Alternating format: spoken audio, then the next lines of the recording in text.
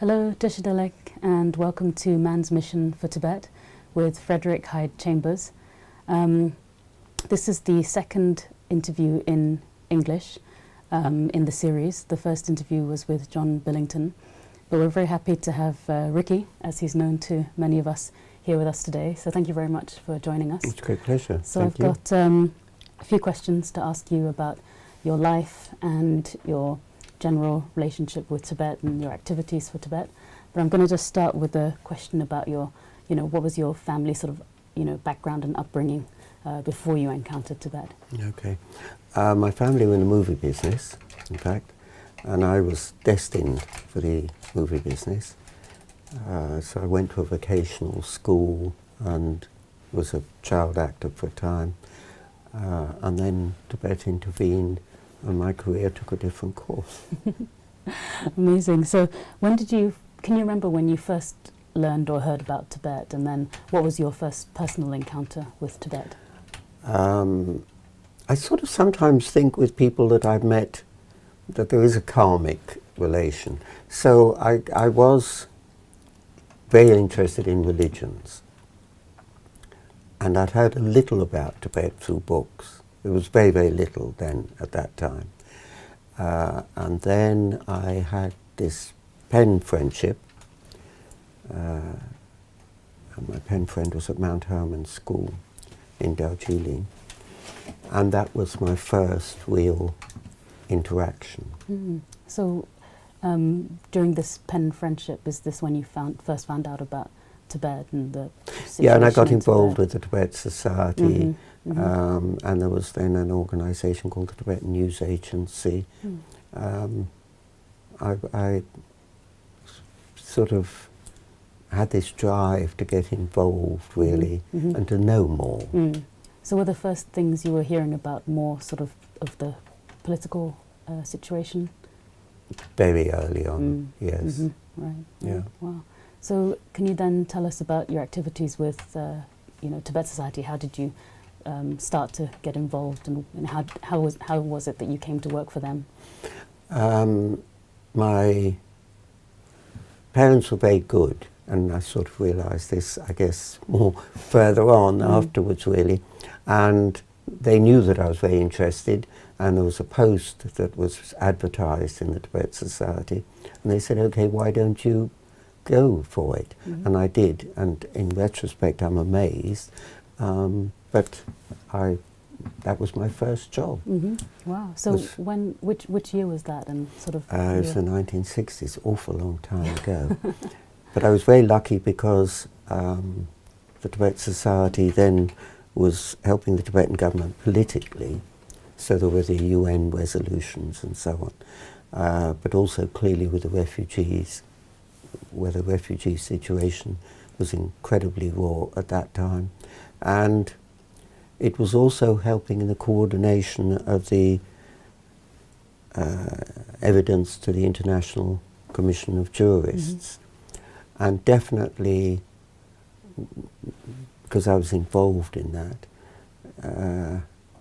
these hundreds of statements from ordinary people whose lives had been enormously affected had a very big impact on me. Mm-hmm. Very big impact on me. Yeah. Definitely. That people should be safe from arbitrary authority, really. I mean, that was a very big early lesson. Mm.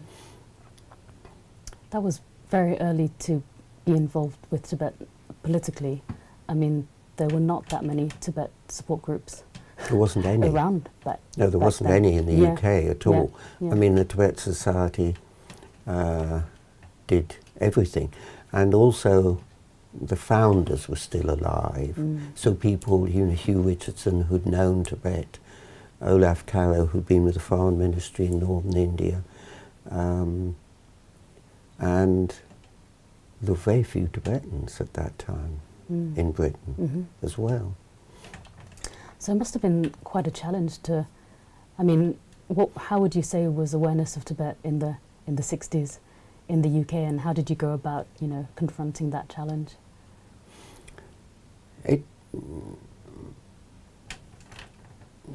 I guess Yes, I mean it was very little known.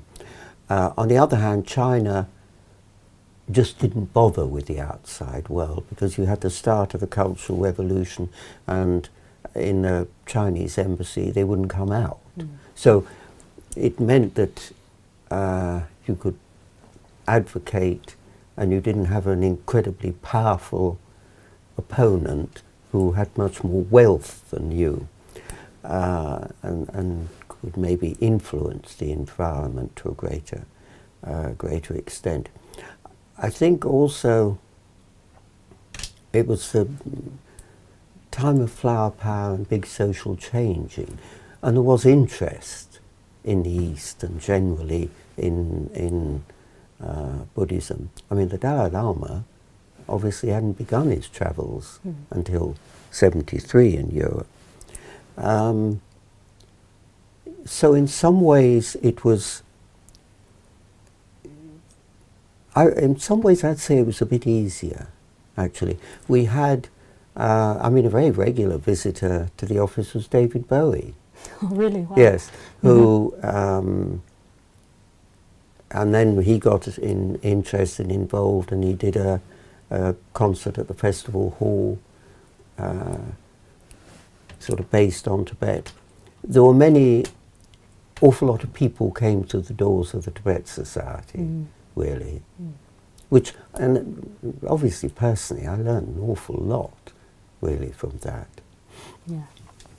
Yeah, that must have been such a, I mean, it's really hard for, someone like me to imagine what it must have been like, back then, because it was such a different time. How did you sort of, get information about the situation in Tibet, for example? Everything was done, yeah. everything was, I mean, I've thought about that. Literally all the communication was on aerograms. Have you ever seen an aerogram? Is that the envelope that folds out? It's the one sheet, yeah. Yes, that you fold up. I mean, constantly there were aerograms going out and aerograms coming in, and handwritten letters from people in various refugee centres, from the STA. It wasn't so immediate, but actually it was, the flow of information, when I think about it, was really quite good. I mean, sometimes it was days, and obviously sometimes it was a few weeks, but generally it was actually quite good.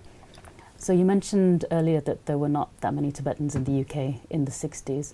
Can you tell us a little bit about what was your contact with Tibetans as they started arriving in the UK, and what kind of contact you have with them? Well, most of them actually had a lot of difficulties because most of them arrived. Lamas tended to be sponsored, and they usually had very little. Lay people again were usually sponsored. The Auckland Convention was very good, actually, with the first Tibetans, but generally they were in quite difficult situation when they first came over.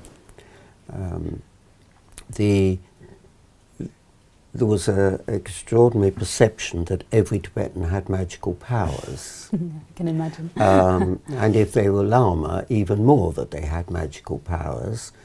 And this was really very difficult for them, actually.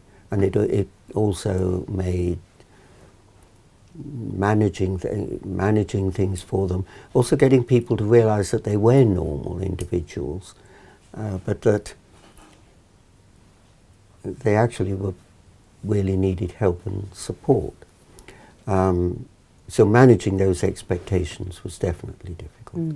Yeah, I can imagine. You were also involved with the Buddhist Society. Yes, after, I mean, I'm still amazed, to be honest, but I got to know Christmas Humphreys very well.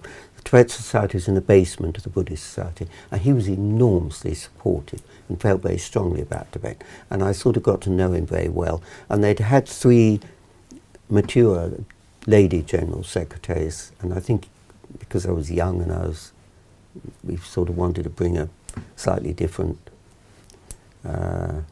feature to the Buddhist Society.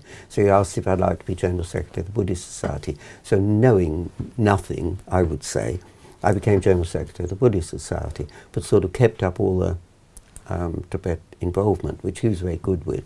because he encouraged. And really everybody, any Tibetan related thing came through the doors of 58 Eggleston Square, really. So were you also studying Buddhism at the time, or it was just your interest? I wouldn't know, and people used to ask me, am I Buddhist? And to be honest, I got a bit put off by Western Buddhists. And I don't know which was worse, actually, those that were students of Tibetan Lamas or those that came through the doors of the Buddhist Society. But, I mean, literally, I have had people say, okay, I've done the introductory class, can I have my enlightenment certificate? And I really felt I knew very little. So for years and years I would not say I was a Buddhist. And then I sort of realized that by osmosis I'd sort of become a Tibetan Buddhist, really. What was your contact? Can you maybe explain a little bit about what the Pestalozzi school was and what was the connection with bringing students Yes, over? Pestalozzi is an international children's village with international houses. So there was a Thai house, an Indian house. And they came to an agreement with a CTA that they would bring over, I think it was 16 Tibetans. But they were incredibly young, the first group. And they looked after them extremely well. The problem was that they didn't tell them that at 16 they'd come to an agreement with the Home Office that they would all go back. And they had lived all their formative years in Britain. Some of them had adopted uncles and aunts. Many of them were working as nurses and sending money home. And nobody had actually sat down and find out what each of them wanted. And they were confronted with the fact that, okay, within a few weeks you're going back to India.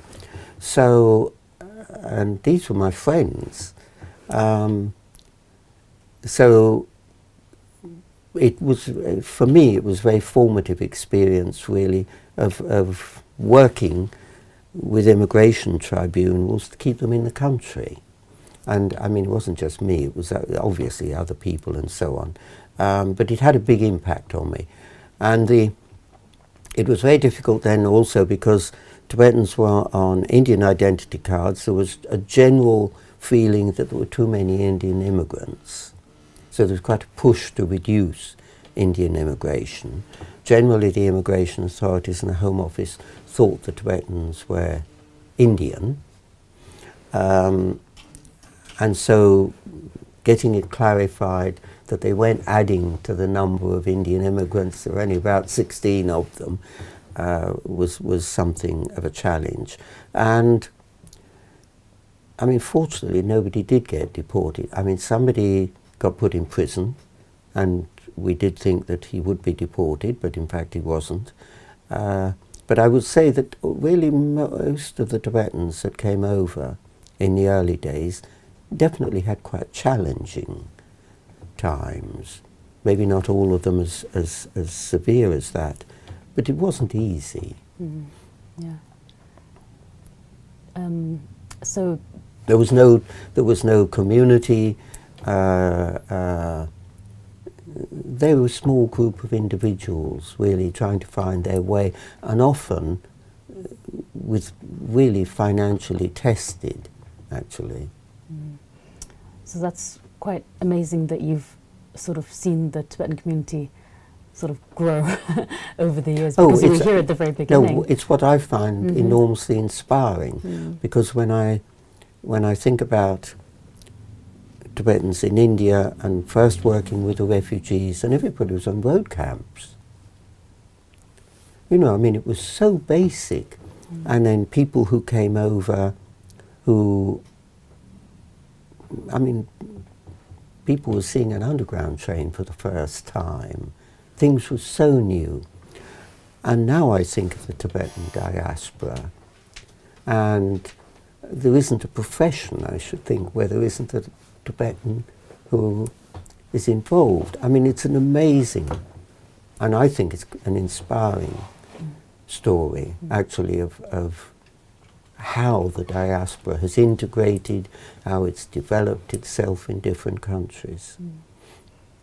I wanted to ask you about your involvement with the first visit of His Holiness to the UK. So can you tell us about that? That was a testing and learning experience as well. So he'd clearly never been to Europe. Nobody with him had been to Europe. So there were a lot of things they didn't know. Equally, we didn't know. And I remember asking somebody and saying, well, as he wears monk's robes the same as everybody else, how are we going to know the difference, or how are people going to know? Definitely, I didn't need to have asked that question. A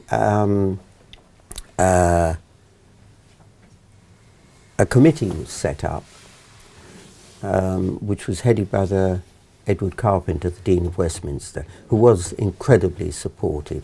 I was asked if I'd be on that committee, and also if I'd be one of the coordinators, essentially, for the visit. Everybody kept thinking, this is exciting, the Dalai Lama's coming over, let's add something more. So it was a 10-day visit, and it involved Cambridge University, Oxford University, Petworth House, the synagogue in Seymour Place, Westminster Abbey, Westminster.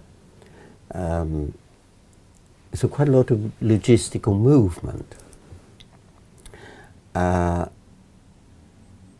And I guess we got off to a slightly bad start because and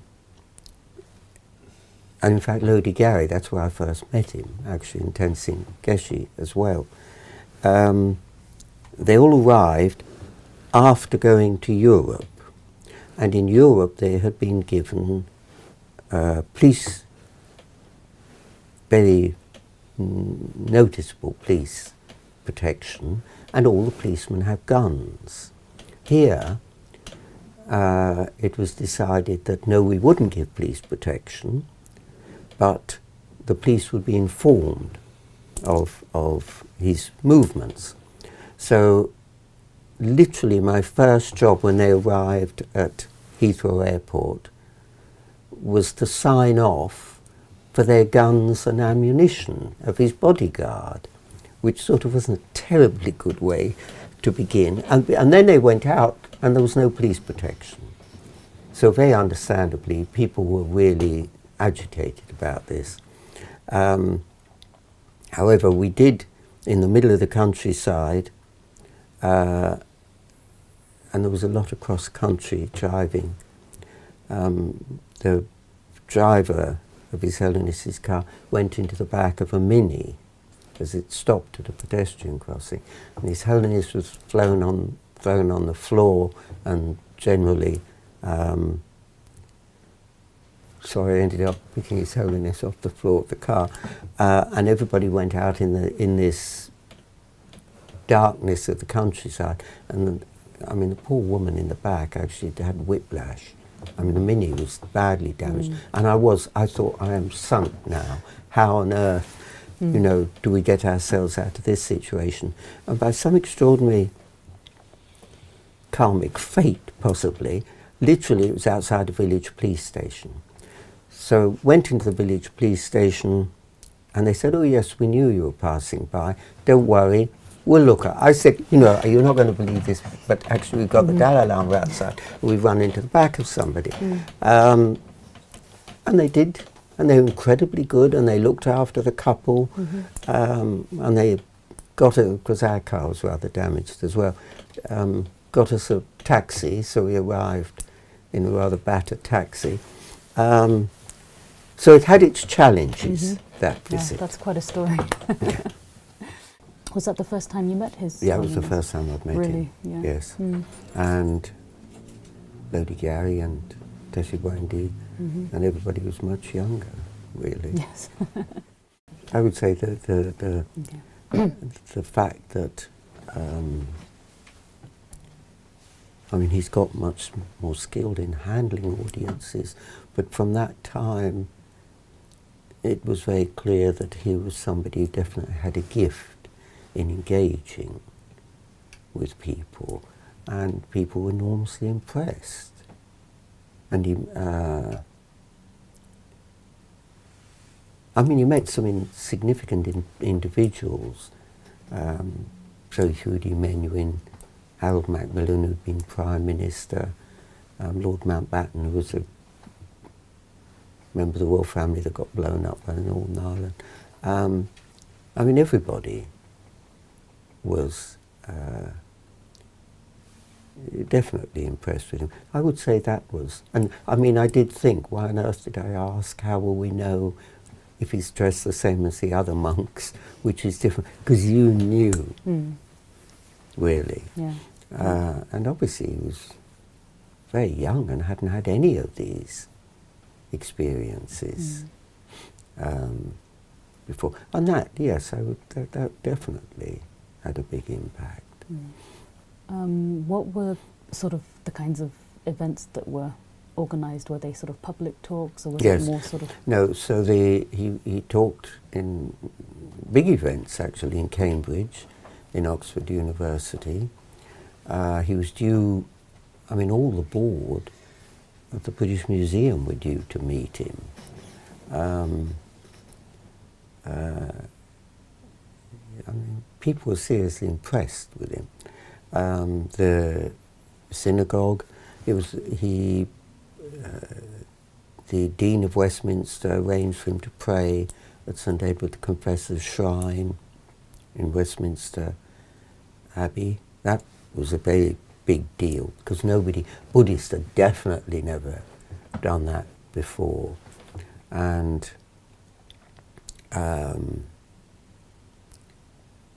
everywhere there were significant audiences and significant meetings. And was he seen more as a religious leader, or, you know, was he... I think, yeah. And probably we did suffer from this, there was still this idea that he was a spiritual and temporal leader of Tibet and had magical powers. There was, I mean, that definitely. Came up again. Yes, yeah. yes. I mean, there was. There's no doubt. There was an immense... I'd never really experienced celebrity before. But, I mean, people fought to get to him. Even with your movie business background? Yes, even with that, yes. I hadn't seen it in the raw, even with that, right. To be honest. I mean, again, I think people's expectations, really, when he'd never been to the West before, but I think that what really impressed me is the way he handled it all and the way he engaged with people. I mean, people still do it a bit today, but they would ask him, I mean, the questions which was impossible for him to know, really, with an expectation that he did have divine wisdom and insight and foresight and so on. He was, I mean, definitely ahead of his time in respect to this promotion of interfaith, and that really, and he met with a cardinal, the Archbishop of Canterbury, the head of the Reformed synagogue, and no Buddhist leader had ever done that before. Amazing, wow. So at that point you were still working with the Tibet Society when you were... No, at that point I'd left the Tibet Society. I was working, I'd just sort of come to the end at the to be honest, I've been 5 years at the Buddhist Society. Then I was asked So I was sort of at the Buddhist Society, really, and I was asked if, and there was quite a lot of, well, you know what the visits are like, how much time it takes, really. So then I worked on that, and then on the visit, and then that led to me working in Westminster. So your life took you away from Tibet for a little while? Was Not it like really, that? because definitely my experience with Tibetans made me feel very passionate about democracy and about people needing to be secure from arbitrary authority. So that made me very interested in Westminster. And my situation in Westminster meant that actually I could be quite helpful, really. So, yeah. So what kind of things did you work on subsequently, and were you able to relate? A lot of that to actually a lot of the immigration problems, and I wouldn't have necessarily known how to do it. I think if I hadn't been in Westminster, really, and I knew it definitely helped, actually, in sort of building cases, how to get people's support, how to make sure that they'd got their local MP involved. That worried me a lot, because I was really, that affected me quite a lot, the people that might be sent back. But fortunately none of them were. Yeah. I wanted to ask you about your travels to, well, India. When did you first travel? When did you first start going there? I have the world's worst memory. I can't remember. It must have been quite early on, actually. I should remember, and I can't.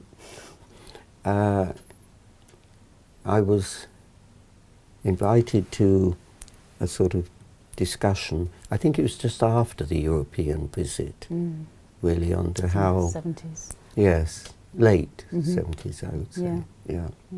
I wanted to just get your early impressions of sort of exile, developments in Dharamsala, and how they're different to now, I suppose.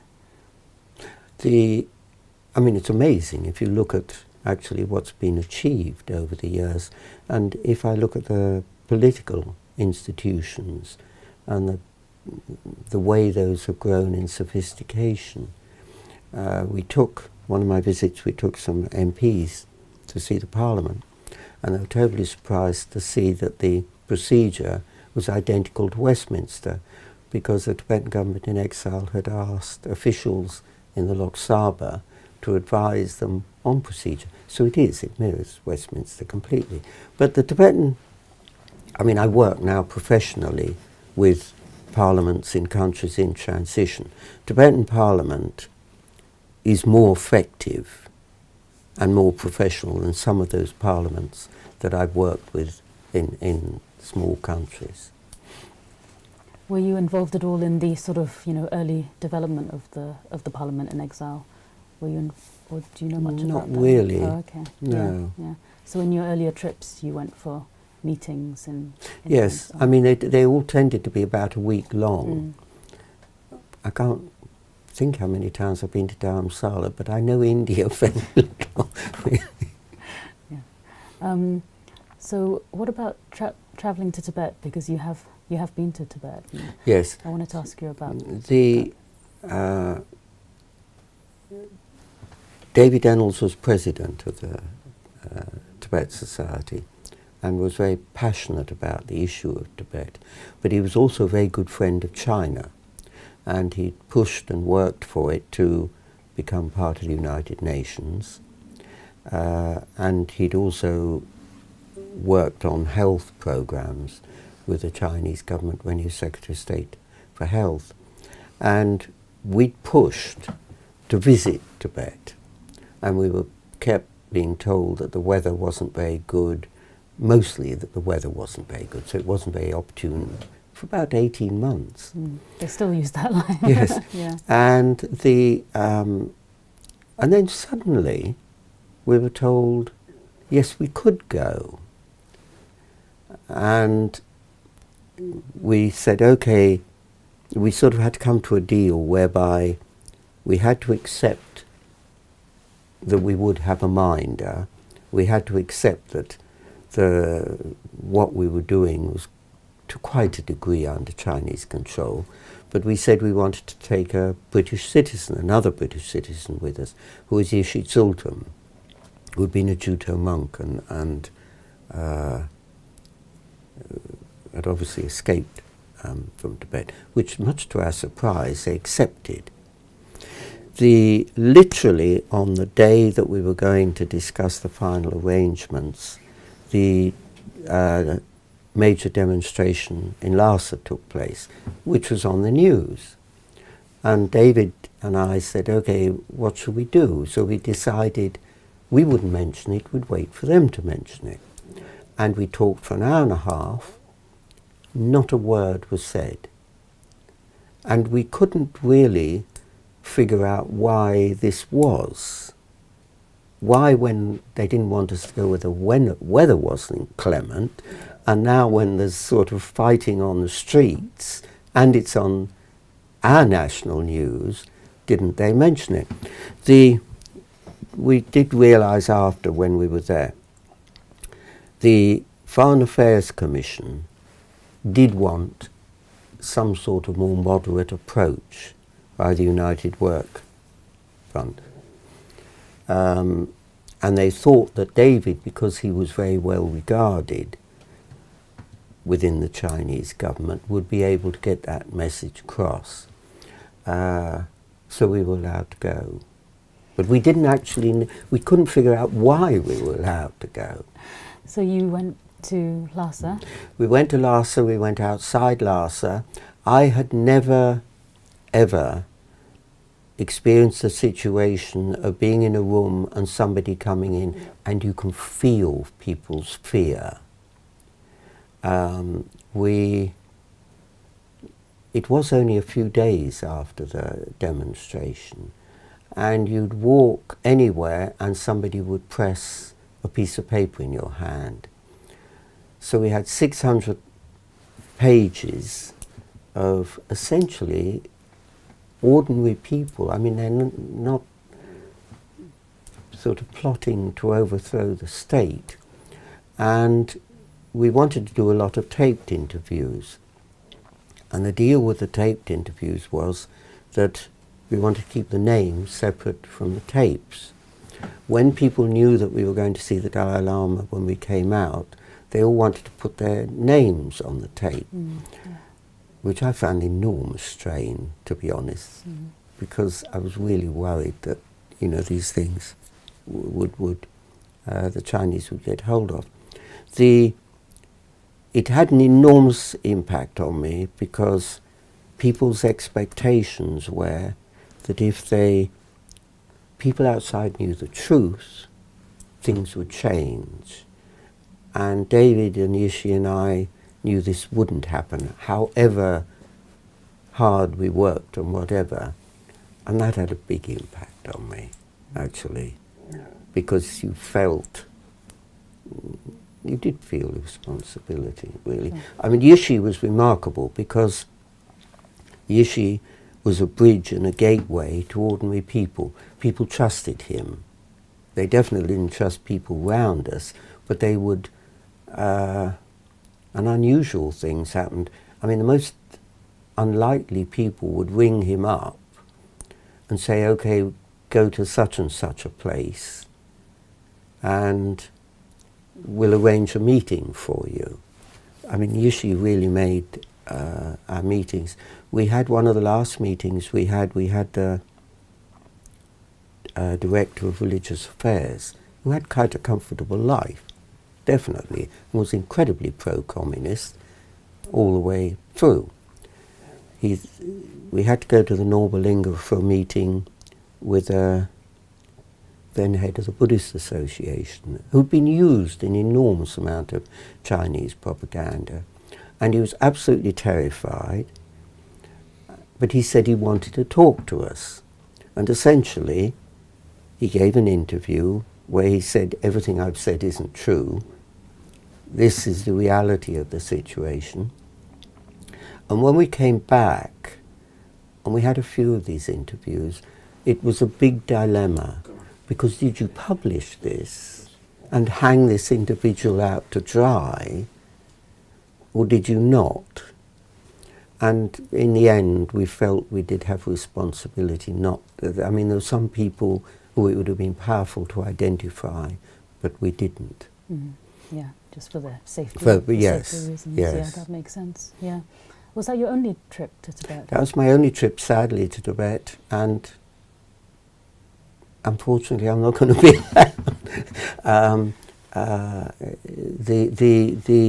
I was going to Mongolia, and for my work, and my friends found that the best way of going was through China Airways, and there were 6 of us.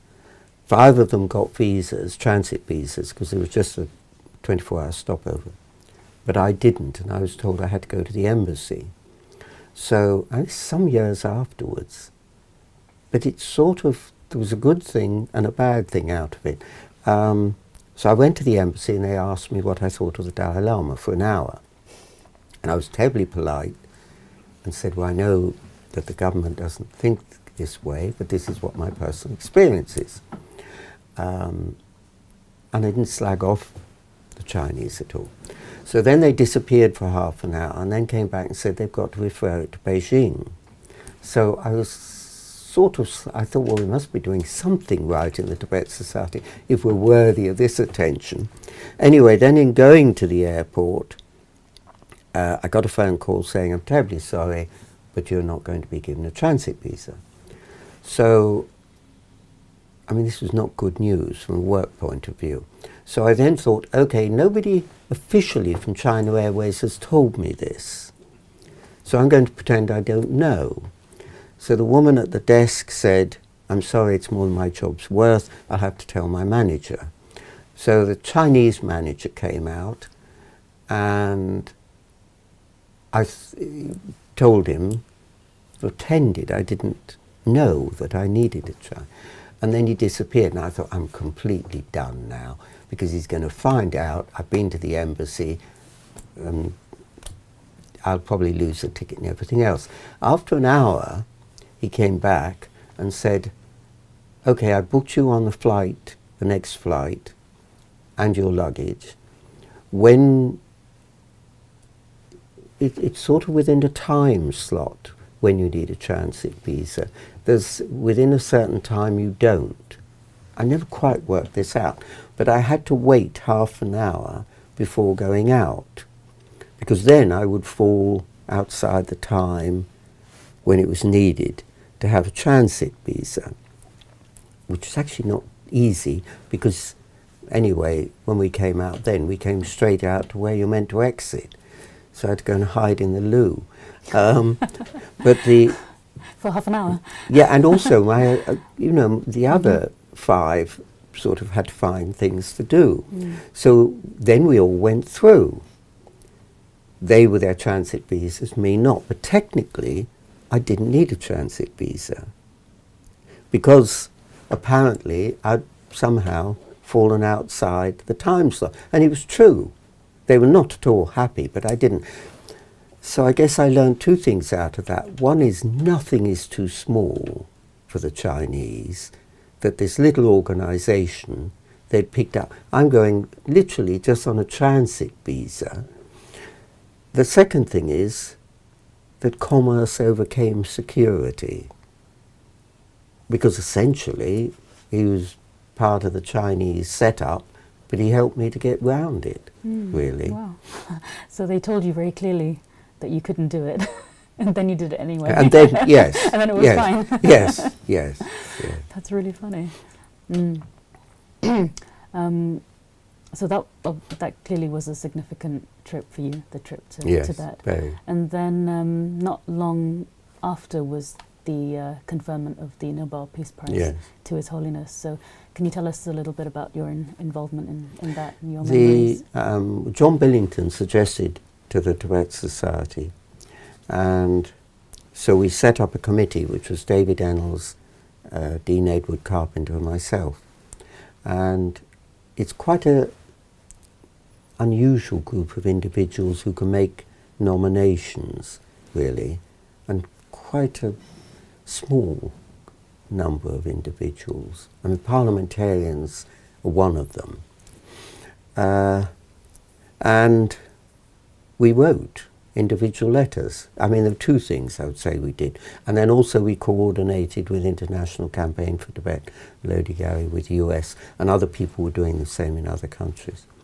First of all, and the good thing about the Nobel Peace Prize Committee is people don't come off the committee until they die.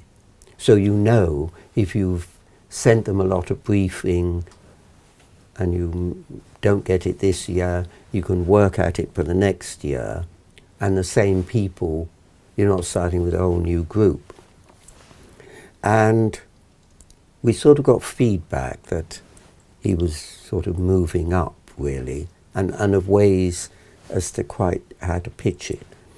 And so literally, it was awful lot of endless letters and getting people, because it was very important they didn't just write a stereotype letter. Each individual had to write genuinely why they felt this was a good idea. So I can't remember how many years it was, but I got a phone call from New York saying he's got it. And that was a big thing, definitely.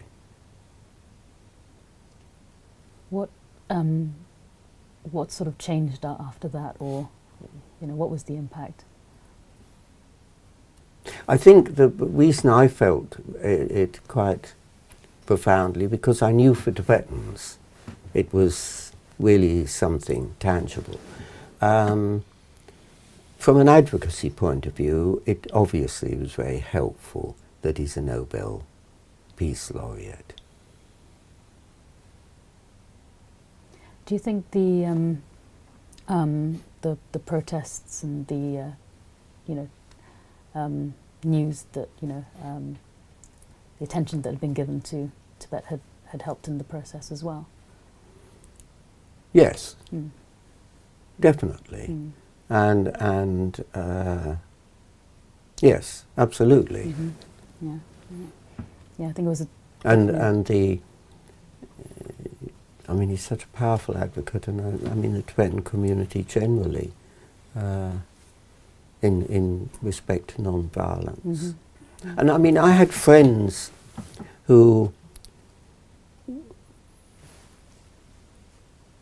within the Tibetan community, were seriously thinking of following the PLO's approach and of hijacking a plane. And then they sort of discussed it amongst themselves and decided that actually this wasn't in accord with the way. And this also had a really big impact on me in Tibet, because there people really had thought through that they wouldn't just go and stick a knife in a Chinese, they would do things in a non-violent way, which is enormously impressive. Yeah, definitely. So even though professionally you're working on other issues and you were travelling, you always had the connection to Tibet, and you were on the board of Tibet Society all these years, and you still are the chair. So that's something that's been with you. Well, it's been a parallel life, really, and unfortunately, I mean, being in Parliament has helped, actually. But it's, I mean, been incredibly good for me, because Parliament's quite privileged areas, and the Tibetan situation has always reminded me how awful lot of people have to live, and there's the struggles that they have. So it's helped me a lot, actually. So I wanted to ask you something, a few questions that I also asked John. It'll be interesting to hear your answers. What was your your best or your proudest moment that you've had, which has been Tibet related, do you think, looking back? I think the 2008 Albert Hall, actually. Yeah, so what was that event, and what was that event? The Tibet Relief Fund and the Tibet Society invited His Holiness, which was and I mean, we'd never done an event that size. The fact it all hung together and worked, actually, and people seem to have felt that it went well. That was. I think also probably I'd taken a group of MPs to Dharamsala, and His Holiness was sort of very kind to me, really. That had quite an impact. That's nice to hear that your, best or proudest moment was something more recent as well. 2008. Even though you had this long involvement. And what about your sort of saddest moment for Tibet-related moment? I think knowing that when we came out of Tibet, we couldn't. I mean, we published a report. We were asked to give evidence to the European Parliament, but knowing that actually people's belief that if people knew the truth outside, things would change, they wouldn't. And that, yes, that's always been with me. What reflections would you have now on the sort of current political situation? In some ways, couldn't be worse. From the point of view of looking at China assimilating Tibet, and clearly it has assimilated Inner Mongolia, it's assimilated Manchuria very successfully. On the other hand, when I look at the Tibetan diaspora, at how professional it is, when I look at the institutions of the Tibetan community, and when I look at Tibetans, and younger Tibetans particularly, I would say I find that very inspiring. And I also, if you look at history, when this aspiration for freedom passes down generations, which it has done in Tibet, it's 3 generations now. Yeah. And if anything, it's getting stronger rather than less. Then actually you can't ever get rid of it. And we did everything to oppress Ireland and to drive it out of Ireland, and after 300 years we decided actually we couldn't succeed. So I firmly believe actually that things will get better. And I think if you look at the movement of and the uptake of Buddhism in China,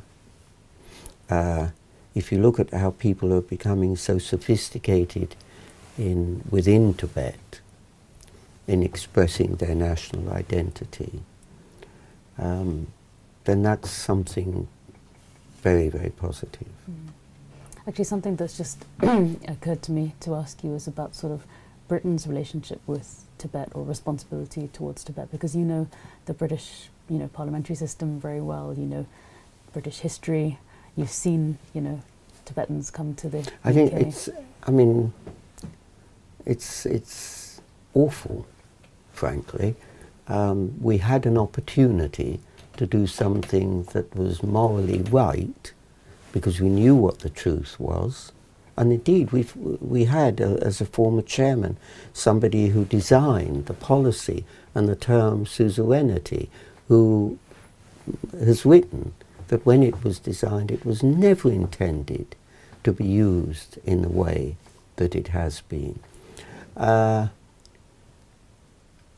it's shameful, actually, because we had, as a country that had treaty obligations with Tibet, who knew what the truth was, we had an obligation to make that known, and we haven't. And as much as possible, we've tried to reduce all awareness and knowledge of it. No, it's a very sad, shameful and awful.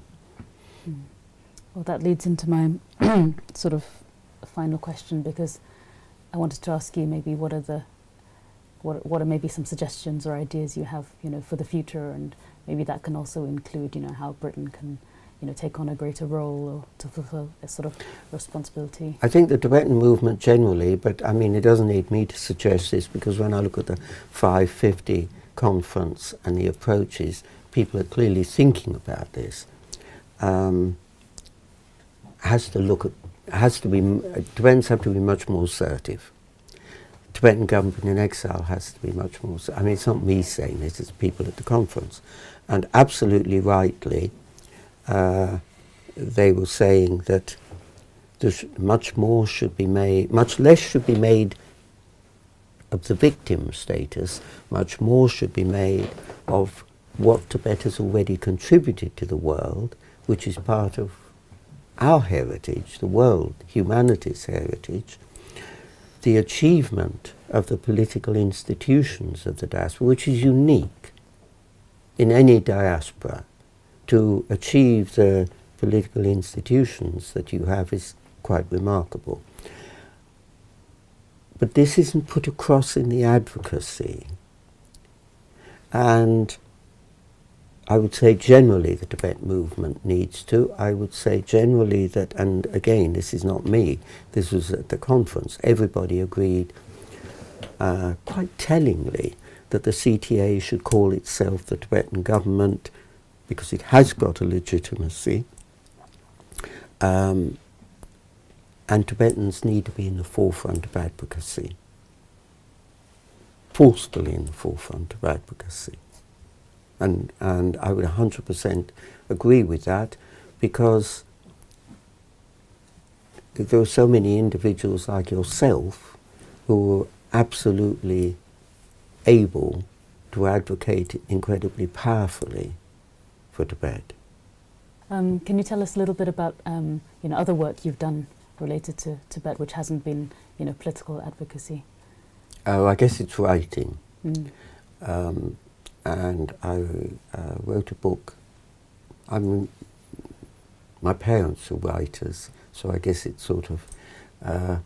But the individual stories that I sort of had from the Tibet, my work with the Tibet Society and so on, sort of went round in me a lot. And then I thought, okay, I want to write a book which interests people